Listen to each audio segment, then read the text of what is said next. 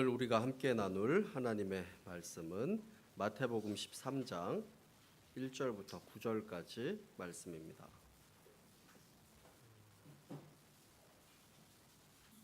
신약성경 20쪽입니다. 마태복음 13장 1절부터 9절까지 말씀을 함께 제가 읽도록 하겠습니다.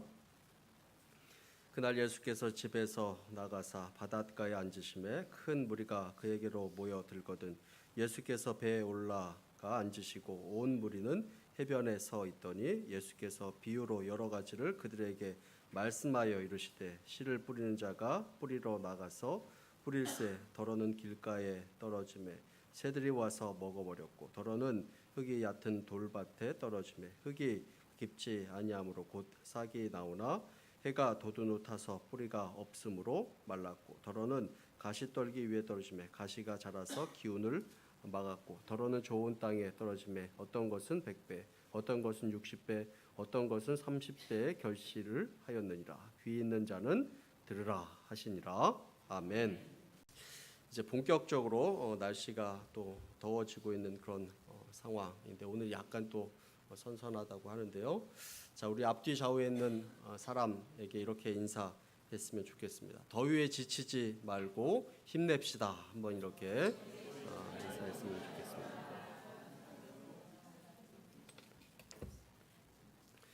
예, 오늘 본문 말씀은 씨 뿌리는 자의 비유다라고 이렇게 이야기를 합니다.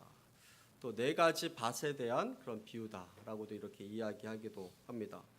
오늘 말씀에 보면 이 농부는 말씀을 뿌리는 사람을 이야기하고 이 씨앗은 하나님의 말씀을 그리고 네 종류의 밭은 사람의 마음을 다양한 그 상태로 표현하고 있는 것을 말씀을 통해서 보게 됩니다. 우리가 농사를 생각해 보면 중요한 것 세 가지가 있을 것입니다. 씨 뿌리는 자가 중요할 것입니다. 또 씨앗이 중요할 것입니다. 그리고 그것이 뿌려지는 그 밭이 중요하다라고 이렇게 말씀드릴 수 있을 것입니다. 씨앗도 좋아야 합니다. 밭도 좋아야 합니다. 또 씨 뿌리는 사람도 굉장히 중요합니다. 이 모든 것이 다 좋아야지 좋은 열매들을 맺을 수 있는 것을 보게 됩니다. 씨앗은 하나님의 말씀입니다. 이 열매가 좋으려면 씨앗이 우선 좋아야 될 것입니다. 그러면서 오늘 본문 말씀에 강조하고 있는 것이 있다면 이 밭을 강조하고 있습니다. 오늘 말씀에 네 가지 밭이 나옵니다. 길가가 나오고 돌밭이 나오고 가시떨기 밭이 나오고 좋은 밭이 나옵니다. 네 가지 밭이 나오는 그 이유가 있습니다. 이 성경 시대에 유대인들의 씨 뿌리는 방법을 보면 우리와 조금 이렇게 다른 것을 보게 됩니다. 어떤 방법으로 뿌렸냐면 이 씨를 뿌릴 때 한 가지 방법은 높은 곳에서 바람이 불 때 이 씨를 뿌리는 것입니다.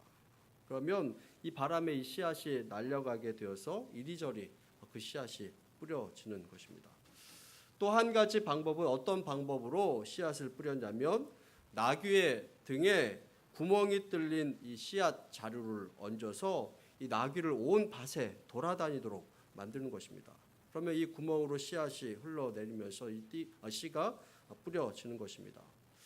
그러다 보니까 이 씨가 좋은 땅에 떨어지게 되기도 하고 때로는 길가에 떨어지게 되기도 하고 때로는 돌밭에도 또 가시덤불에도 떨어지게 되었다라는 것입니다.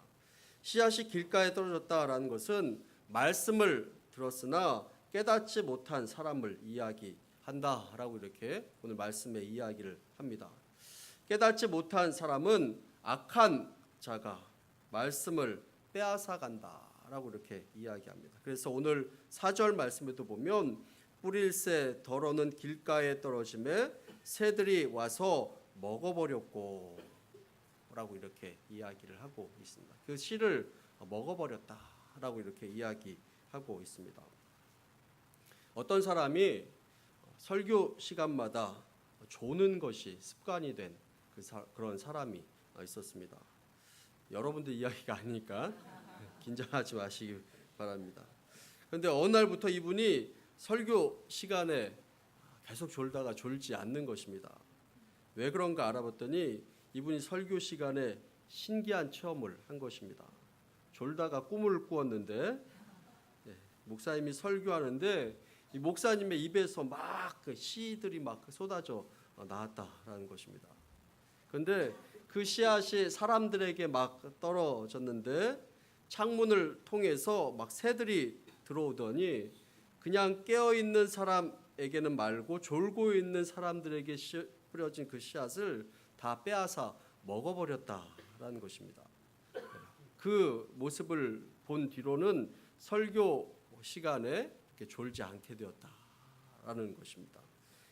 설교 시간에 꿈까지 꿨는데 꿈을 꿔도 이렇게 성경적인 그런 꿈을 꾸었습니다. 그래서 이 사람이 회개하고 졸지 않게 되었다라는 것입니다.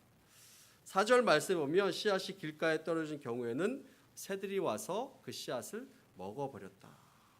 이 새가 우리의 마음에 영향을 끼치는 사단을 상징하는 것으로 우리는 이해할 수 있을 것입니다.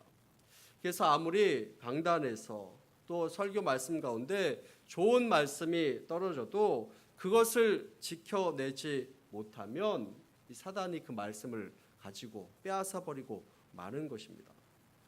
그리고 이제 10절부터 그 뒤에 보면 이 비유에 대한 설명, 해석이 쭉 나오는 것을 보게 됩니다. 20절부터 21절까지 말씀 보면 씨앗이 돌밭에 떨어졌다라는 것은 말씀을 듣고 즉시 기쁨으로 받았지만 뿌리가 없어서 환난과 시험과 문제가 올 때 곧 넘어지는 자다라고 이렇게 이야기를 합니다. 또 22절에 보면 씨앗이 가시떨기에 떨어졌다라는 것은 말씀을 들었으나 세상의 염려와 재물의 유혹으로 말씀이 막혀서 결실을 맺지 못하는 사람, 이렇게 이야기를 합니다. 또 23절 말씀에 보면 씨앗이 좋은 땅에 떨어졌다라는 것은 말씀을 듣고 깨닫는 자로서 결실하여서 100배, 60배, 30배 열매를 맺는 사람이다라고 이렇게 말씀하고 있습니다. 오늘도 하나님께서는 이 하나님의 말씀을 저나 또 다른 사역자들을 통해서 이 말씀의 씨앗을 뿌리고 있는 것입니다. 제가 지금 이 설교 시간에도 하나님께서 주시는 그 말씀으로 여러분 마음에 이 말씀의 씨앗을 뿌리고 있는 것입니다. 신은 하나님의 말씀이기에 물론 좋은 것일 것입니다. 밭이 좋아야 합니다. 말씀도 좋고 또 여러분들의 마음의 밭도 좋아야 합니다. 밭이 아무리 좋아도 또 씨앗이 좋지 않으면 좋은 열매를 맺을 수 없을 것입니다.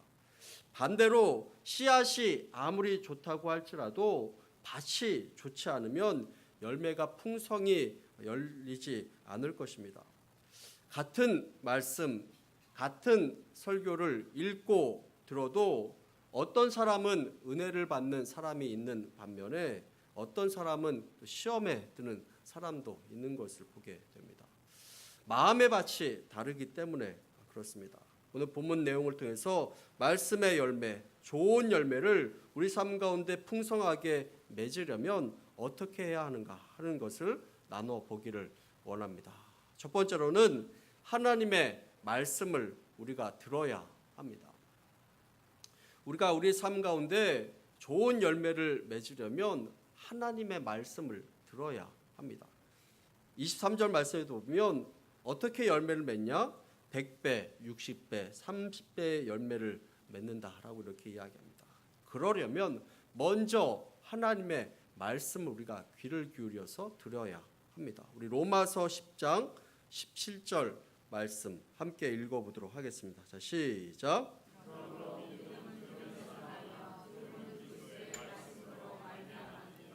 믿음이 어디에서 난다고요? 들음에서 나는 것입니다. 그래서 듣는 것이 중요합니다. 귀 기울여서 듣는 것이 얼마나 중요한가에 대해서 말씀하고 있습니다. 요한계시록 1장 3절 말씀도 우리 함께 한번 읽어보도록 하겠습니다. 자, 시작. 이 예언의 말씀을 읽는 자와 듣는 자와 그 가운데 기록된 것을 지키는 자는 복이 있나니 때가 가까움이라. 아멘. 하나님의 말씀을 읽는 자, 또 듣는 자, 또 그 가운데 기록된 것을 지키는 자가 복이 있다라고 이렇게 말씀하고 있습니다. 우리들의 삶 가운데 하나님의 말씀에 풍성한 열매를 맺으려면 어떻게 해야 되느냐? 가장 먼저는 들어야 되는 것입니다. 귀를 기울여서 들어야 되는 것입니다.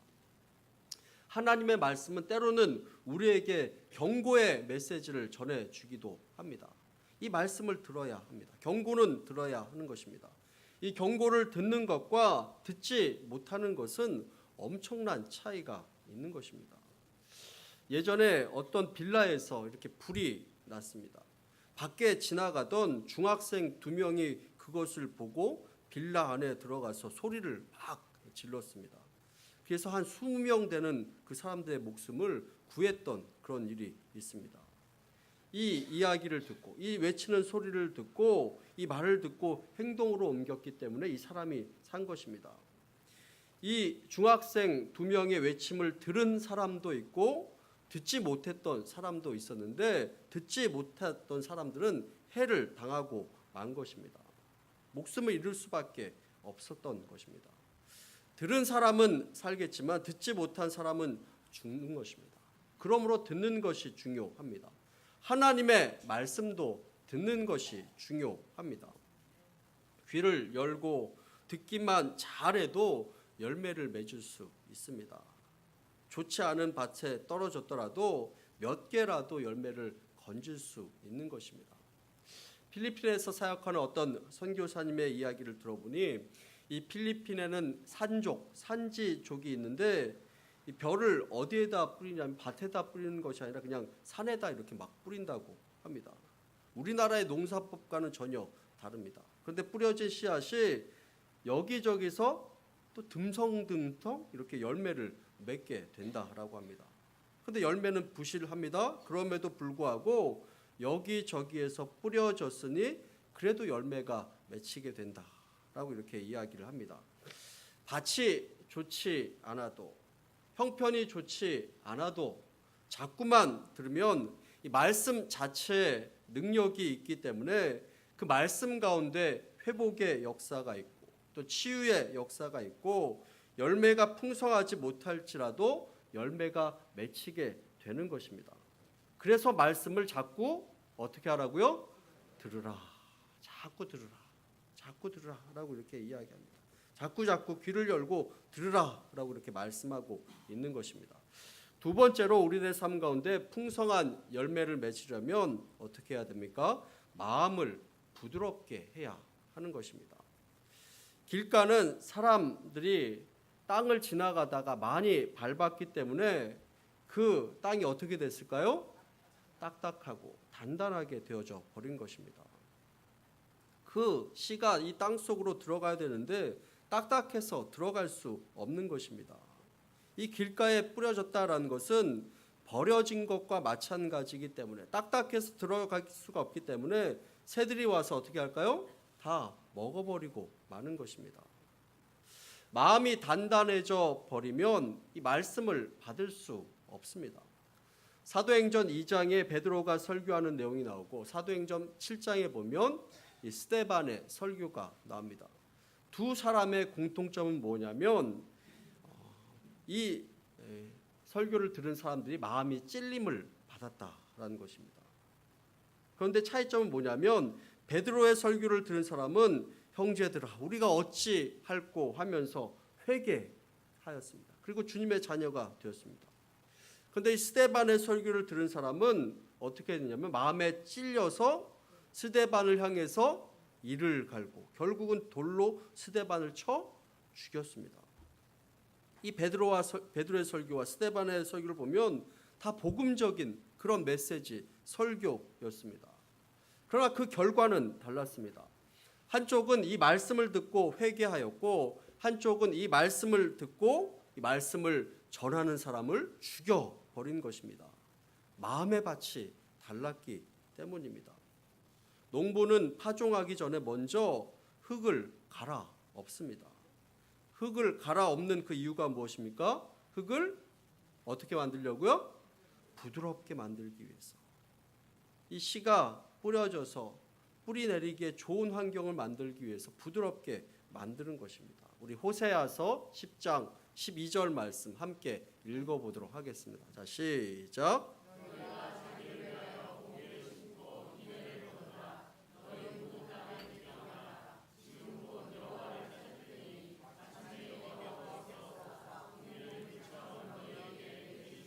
너희 묵은 땅을 묵어서 단단해진 그 마음을 갈아 엎으라 라고 이렇게 이야기합니다. 우리가 하나님의 말씀을 잘 듣기 위해서는 우리의 마음을 갈아엎고 기경해야 되는 것입니다. 여러분, 우리가 주일날 예배 시간에 예배 드리러 와서 우리가 가장 중요하게 해야 될 일이 무엇일까요? 예배 드리기 전에 우리가 인사하고 서로 이렇게 교제하고 그런 것도 중요하지만 제일 중요한 것은 무엇이냐면 예배 드리기 전에 우리가 기도하고 우리의 마음의 밭을 갈아엎는 것이 중요합니다. 한 주간 살아가면서 딱딱해져 버린 우리의 마음, 하나님 말씀이 들어가기 힘들어진 우리의 마음을 부드럽게 만들기 위해서 한 주간의 삶을 돌아보면서 회개하는 그런 시간을 우리가 가져야 되는 것입니다. 이 마음이 부드러워져야 은혜를 받을 수 있는 것입니다.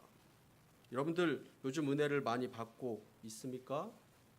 하나님의 말씀이 여러분들 마음밭에 떨어져서 이것이 좋은 열매로 결실로 이어지고 있습니까? 은혜를 받지 못하고 있다면 여러분들 자신의 마음의 밭을 한번 돌아보시기를 원합니다. 내 마음의 밭이 단단한 마음의 밭이 아닌지, 그냥 형식적인 신앙생활에 빠져 있는 것이 아닌지, 마음의 밭이 묵은 땅이 되어버린 것이 아닌지, 마음의 여러 가지 환난과 상처로 인해서 마음의 밭이 굳어져 버린 것이 아닌지 자기 자신을 살펴보며 이것을 기도와 말씀으로 계속 갈아엎는 그런 작업이 여러분들 삶 가운데 필요하다라는 것입니다. 이 마음이 단단해서는 하나님의 말씀을 받을 수 없고 열매 맺는 인생을 살아갈 수 없는 것입니다. 세 번째로 우리 삶 가운데 풍성한 삶의 열매를 맺게 하기 위해서는 마음의 결단이 있어야 합니다. 20절, 21절에 보면 이 돌밭에 대한 설명이 나옵니다. 말씀을 듣고 즉시 이 기쁨으로 이 말씀을 받았습니다. 그런데 그 속에 뿌리가 없어서 환난과 어려움이 일어날 때 금방 넘어지는 사람이다 라고 이렇게 이야기를 하고 있습니다. 여러분, 이 돌밭에 뿌려진 이 씨앗의 특징이 무엇일까요? 오래가지 못한다라는 것입니다. 금방 시들어 버리고 금방 그것에서 싹이 났더라도 죽어버리고 말 것입니다. 우리의 신앙생활도 마찬가지입니다. 이 결단이 약하면 우리의 신앙생활도 잠깐 피어났다가 금방 사그러져 버리고 마는 것입니다. 어느 목사님이 한국교회에 대해서 한 지적입니다. 한국교회에서 신앙생활하는 성도들의 모습을 보면 굉장히 감정적으로 하는 경우가 많다라는 것입니다. 감정의 기복이 심한 것입니다. 그래서 신앙생활도 했다가 안 했다가 나왔다가 안 나왔다가 그렇게 하는 경우가 많다라는 것입니다.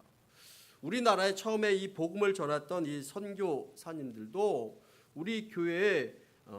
우리나라의 이 교회에 일꾼을 세울 만한 그 사람들을 이제 집사라는 직분을 줘야 되는데 이 한국 사람들의 마음이 계속 변하니까, 자주 변하니까, 세우려고 하면 또 변하고 세우려고 하면 또 변하고 하니까 예수를 믿다가 안 믿다 하는 그런 일이 생기니까 집사라는 직분을 줬다가도 계속 그러니까 함부로 집사 시키면 안 되겠다. 그래서 집사 앞에 뭐를 붙였을까요? 그래서 서리 집사를 처음에 이렇게 붙이게 된 것입니다. 이 사람이 앞으로 집사 될 사람이다 하면서 그 앞에 서리를 붙였다라는 것입니다. 그것이 처음에 서리 집사의 시작입니다. 그것이 이제 나중에 그 의미는 좀 바뀌었을지는 몰라도 처음에 시작은 그랬다라는 것입니다. 또 우리나라에는 세례를 받기 전에 또 하는 것이 있습니다. 그럼 뭔지 아십니까? 세례 받기 전에 뭐 하죠? 6개월 전에 학습이라는 것이 있습니다. 이것도 역시 우리나라에서 생겨난 신앙의 유산이라고 이렇게 이야기할 수 있을 것입니다. 내가 예수 믿겠다고 확실하게 결정하면 세례를 받고 세례를 주는 것이 당연합니다. 그런데 여러분 왜 학습을 먼저 받게 합니까? 사람의 마음이 계속 변해서 그렇습니다. 바뀌니까 그렇습니다. 이 사람이 세례 받을 만한 사람인지 받지 말아야 될 사람인지 그것을 확인해야 되기 때문에 계속 마음이 변하기 때문에 지켜본 다음에 세례를 주겠다 하는 의미에서 그렇게 하는 것입니다. 그런 과정에서 학습이라는 과정을 만들어 놓은 것입니다. 우리 한국 사람들의 마음의 밭을 보면 합리적이지 못한 경우가 많이 있습니다. 감정으로 움직입니다. 이 감정의 기복도 심합니다. 빨리 뜨거워졌다가 또 빨리 식어버립니다. 정치도 교회도 사회도 감정에 안 맞으면 아무리 그것이 옳고 합리적이어도 소용이 없습니다. 감정 따라 움직여져 버리는 경우가 참 많이 있는 것을 보게 됩니다. 그래서 한국 사람들이 가지고 있는 마음의 밭도 그런 경우가 많은 것을 보게 됩니다. 신앙의 뿌리가 깊게 내리게 되지 못하고 마음의 결단을 잘 지키지 못하는 경우가 많은 것을 보게 됩니다. 우리의 신앙의 뿌리가 깊어져야 하는데 그 방법이 무엇이냐? 사랑이라고 이렇게 이야기하는 경우가 많이 있습니다. 우리의 신앙의 깊이는 이 신앙의 연수의 길고 짧음, 또 우리의 직분이나 또 사역의 크기로 따지는 것이 아닙니다. 이 사람이 하나님을 얼마나 사랑하는가 하는 것으로 우리가 따질 수 있는 것입니다. 우리 에베소서 3장 17절 말씀 함께 읽어보도록 하겠습니다. 자, 시작. 믿음으로 말미암아 그리스도께서 너희 마음에 계시게 하옵시고 너희가 세상 가운데 뿌리가 박히고 터가 굳어져서라고 이렇게 이야기합니다. 믿음으로 말미암아 그리스도께서 너희 마음에 계시게 하옵시고 너희가 사랑 가운데서 예수 그리스도를 사랑하는 그 마음 가운데서 뿌리가 박히고 터가 굳어진다라고 이렇게 이야기합니다. 주님을 뜨겁게 사랑하면 어떠한 어려움이 와도 흔들리지 않는 것입니다. 하나님에 대한 사랑이 부족하니 사람을 보고 환경을 보면서 흔들리게 되는 것입니다. 여러분 남녀의 사랑도 한번 생각해 보시기 바랍니다. 서로의 환경이 맞지 않아서 또 주변에 반대로 어려움을 겪는 경우가 많이 있습니다. 드라마에 많이 등장하는 그런 장면입니다. 사랑이 너무 깊으면 어떠한 방해가 있더라도 목숨을 걸고 그 사랑을 결국 지켜나가는 것을 우리가 보게 됩니다. 신앙생활도 그런 것이다라는 것입니다. 네 번째로 우리 삶 가운데 풍성한 삶의 열매를 맺게 하기 위해서는 방해물을 제거해야 됩니다. 이 신앙의 말씀의 뿌리가 내리지 못하도록 만드는 이 방해물을 없애야 하는 것입니다. 22절에는 가시떨기밭이 나옵니다. 거기에는 씨앗이 떨어졌으나 열매를 맺지 못합니다. 이유는 가시가 기운을 막아서 그렇습니다. 여기서 가시는 뭐라고 이야기합니까? 세상의 염려와 재물의 유혹이다 라고 이렇게 이야기합니다. 말씀이 마음밭에 떨어져서 열매를 맺어야 되는데 염려, 근심, 걱정거리가 너무 많은 것입니다. 우리는 참 걱정을 많이 하는 것을 보게 됩니다.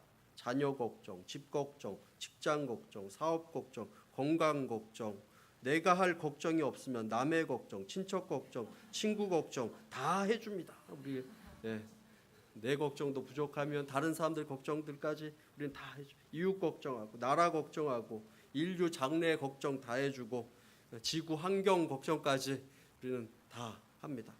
말로 할 수 없는 많은 걱정거리를 우리가 다 하면서 살아가는 것을 보게 됩니다. 성경 원문에서 보면 이 염려라는 말은 쪼개졌다 하는 마음이 쪼개졌다 하는 그런 표현입니다. 찢어졌다 하는 그런 표현입니다. 마음이 합해지지 않고 쪼개졌다라는 그런 의미입니다. 영어로 이 염려라는 표현은 날카로운 이빨로 갈기갈기 찢어 놓았다라는 그런 표현입니다. 이 염려는 자기 자신을 결국 힘들게 만들고 자기 자신을 죽도록 만드는 것입니다. 영적으로 침체되게 만들고 우리의 건강까지 파괴하게 만드는 것이 바로 이 염려다. 마음의 근심이다. 이것이 심령을 상하게 만들고 우리의 심령의 근심은 뼈를 마르게 한다라고 이렇게 이야기를 하고 있습니다. 또 신앙생활 가운데 이 말씀의 열매를 맺는 두 번째가 바로 재물의 유혹임을 말씀하고 있습니다. 요즘 사람들 물질이라고 하면 또 돈이라고 하면 세상을 하직하다가도 바로 눈을 뜬다라고 이렇게 이야기를 합니다. 성경에서는 이 돈을 사랑함이 일만하게 뿌리가 된다라고 이렇게 이야기를 합니다. 물질 굉장히 중요한 것입니다. 그런데 무엇이 중요합니까? 이것을 어떻게 관리하느냐가 참 중요한 것입니다. 이 관리를 어떻게 하느냐에 이 믿음이 담겨져 있는 것입니다. 성경에서는 물질에 내 마음이 있다라고 이렇게 이야기를 합니다. 주님께서도 물질에 대한 설교를 많이 하셨는데 주님께서 사용하신 비유가 성경에 37가지가 나오는데 그 가운데 17가지가 바로 이 물질에 대한 비유입니다. 스펄전 목사님이 이렇게 이야기했습니다. 당신이 회개했다고 하지만 당신이 진짜 회개한 것이 당신의 주머니가 아니면 나는 당신의 회개를 믿을 수 없다라고 이렇게 이야기했습니다. 당신이 회개했다고 하지만 당신의 주머니, 당신의 돈 주머니가 회개한 것이 진짜 회개이니 당신이 그 돈 주머니가 회개하지 않으면 나는 그 회개를 믿을 수 없다. 하나님을 향해서 마음의 문을 열었지만 이 물질을 관리하고 쓰는 것이 하나님을 위해서 사용하는 것이 아니라 세상적이고 세속적이면 그 회개를 온전하게 믿을 수 없다라고 이렇게 이야기한 것입니다. 우리의 신앙생활이 때로는 단호해야 합니다. 결단하면 그것을 반드시 이뤄가는 그런 모습이 있어야 되는 것입니다.